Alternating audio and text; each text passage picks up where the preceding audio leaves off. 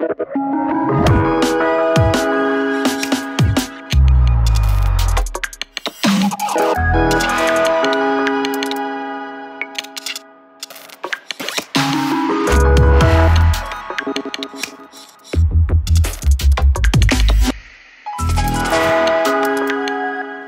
je vous présente le livre de Sophie Magnier-Compin, On ne sort pas du parc, des illusions, un joli jeu de mots.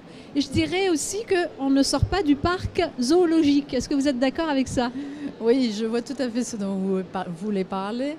Effectivement, je parle d'une famille qui était affublée de tas de surnoms d'animaux et finalement, je ne suis pas sortie de ma formation première qui était ingénieur en agriculture. Je suis vraiment restée dans mon domaine. Alors, est-ce que vous pouvez me dire pourquoi ce livre? Comment vous est venue l'idée? Ce livre m'est venu, enfin l'idée m'en est venue assez vite quand je suis arrivée dans ma belle famille. Qui avait non seulement tous ces surnoms d'animaux, mais qui en plus avait des petites manies, des petits travers, des petites façons comme toutes les familles ont de vivre, et que je trouvais très amusantes. Donc très vite, je me suis mise à prendre des notes et je m'étais promis un jour de mettre ça par écrit et d'en faire participer beaucoup de monde. On ne dira pas ce qu'il y a dans le livre, hein, sinon on va le spolier comme on dit. Moi, j'ai été tout de suite intriguée, dès que j'ai feuilleté le livre, par les changements de typo. Je dirais intriguée, surprise, parfois même déstabilisée. D'où vient cette idée et pourquoi? Alors, l'idée, c'était qu'il y avait une partie qui était une biographie, en quelque sorte, et l'autre partie qui était un descriptif de chacun des personnages. Donc chacun des personnages de ma belle famille a été décrit avec son histoire, ses petits travers, sa description. Et pour alléger le récit, qui pouvait finir, parce que c'est l'histoire d'un divorce au final, donc c'était pas forcément très amusant, alors que la partie descriptive était pleine d'humour, était assez drôle, j'ai eu l'idée d'entrecouper le récit avec les portraits. Et ensuite, l'idée des typographies est venue de mon éditeur qui m'a dit que ça serait encore plus clair si on changeait les typographies suivant les personnages et entre le récit et les personnages. Est-ce qu'on peut dire qu'il y a une association typo-personnage, type d'ailleurs, et émotion? Alors, il y a une association typo-personnage qui est expliquée à la fin du livre, suivant le caractère du personnage.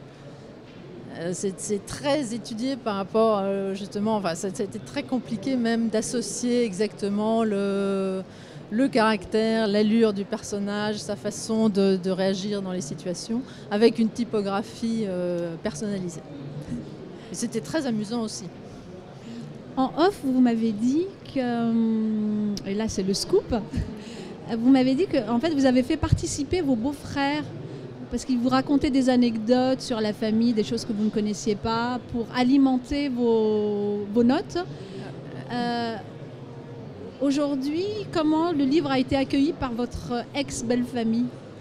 Alors ça, je n'en sais rien du tout.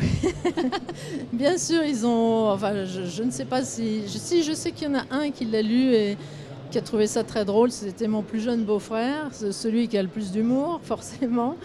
Mais du côté des autres personnages, c'est le blackout total et je pense que c'est volontaire. Mais ils ne peuvent pas ne pas savoir qu'il y a eu ce livre et je pense qu'il y en a beaucoup qui l'ont lu. Par contre, il n'y a pas eu de plainte. Bon, tant mieux. Mais d'ailleurs, j'insiste, c'est que je suis dans l'humour, mais je ne suis jamais dans l'ironie ou dans la méchanceté. Enfin, ce que j'ai voulu laisser transparaître, c'est que je les ai tous beaucoup aimés, mais j'ai juste voulu montrer avec humour leurs petits travers. On ne peut rien vous reprocher au final? Je trouve pas, non. Quelque part, non. Alors, vous me dites que l'histoire se termine sur un divorce. Oui. Est-ce qu'on peut parler aussi d'un fond qui est moins drôle, qui est celui de la manipulation perverse, narcissique, qui ne dit pas vraiment son nom, parce que ça ne ressort pas de manière flagrante dans votre récit, mais qu'elle est là en fond et qui a abouti bien sûr sur ce divorce? Oui, tout à fait. C'est le côté qui était un petit peu lourd et qu'il fallait donc passer de façon nuancée, on va dire. Mais c'est vrai que on n'imagine jamais que dans ces familles, ce sont des familles nobles, hein, on n'en a pas parlé, on ne peut pas croire qu'il y ait manipulation et violence même. Bon, et c'était aussi un des messages que je voulais faire passer, c'est que si, dans ces familles-là, ça existe aussi, et c'est au contraire là, on a le plus de mal à s'en sortir. Parce que finalement, le titre du livre, On ne sort pas du parc, c'était très symbolique. Effectivement, c'était une phrase que disait ma belle-mère par rapport au lieu et au portail qui était au fond du parc et qu'il ne fallait pas dépasser parce que le danger était derrière. Mais en même temps, on ressent bien au fur et à mesure du livre qu'on est dans une famille et que il est bien d'y rester et d'en adopter toutes les habitudes. En gros, il faut rester lisse. Le danger était peut-être plus à l'intérieur et ne devait pas être visible de l'extérieur que l'inverse. Oui, enfin pour moi en l'occurrence. Pas pour tout le monde. Bon, tous n'étaient pas des pervers narcissiques. Hein. Et alors, ça c'est vraiment pour ma curiosité personnelle. Je me suis arrêtée sur une phrase. Et quand vous parliez du mariage de Tekel, oui.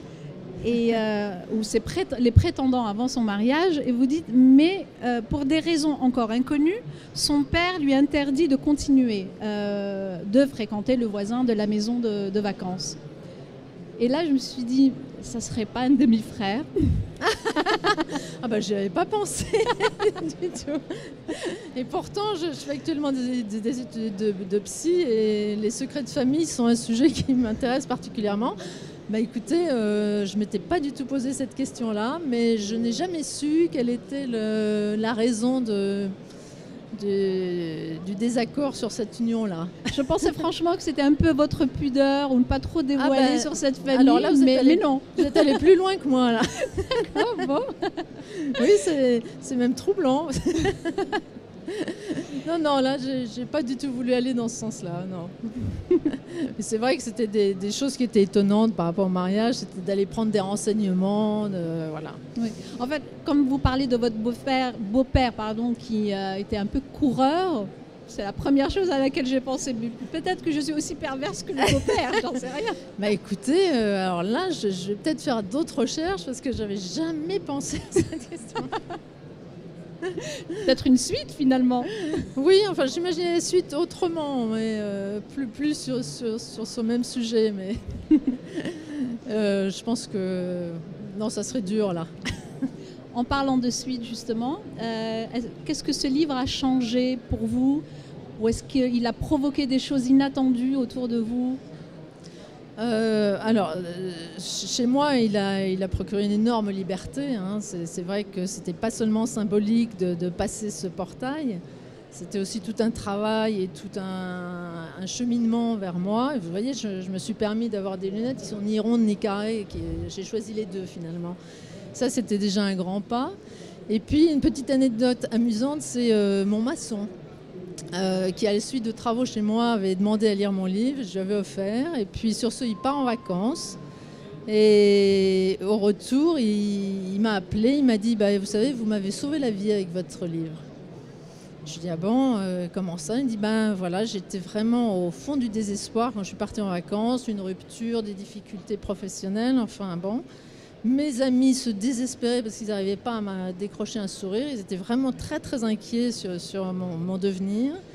Et puis je me suis rappelé que j'avais votre livre et je me suis plongée dedans. Il m'a dit ça a été mes premiers sourires, même mes éclats de rire. Et mes amis n'en revenaient pas, ils étaient presque jaloux. Puis il m'a dit à la suite de ça, je me suis rendu compte qu'il y avait d'autres gens qui avaient des destinées qui n'étaient pas forcément très faciles, qu'il n'y avait pas que moi. Je suis ressortie, j'ai trouvé une femme, je vais me marier au mois d'août et vous serez la première invitée. Et ça, j'ai trouvé très belle histoire. J'ai trouvé ça extraordinaire. Ouais. Comme quoi, on provoque pas forcément ce qu'on avait prévu. Au moins, si je n'avais fait que ça pour ça, c'était déjà ça. Voilà. C'est une très très belle fin, un happy end. Oui. Je dirais un happy end aussi pour vous. Tout à fait. Alors, tout à heureuse? Complètement.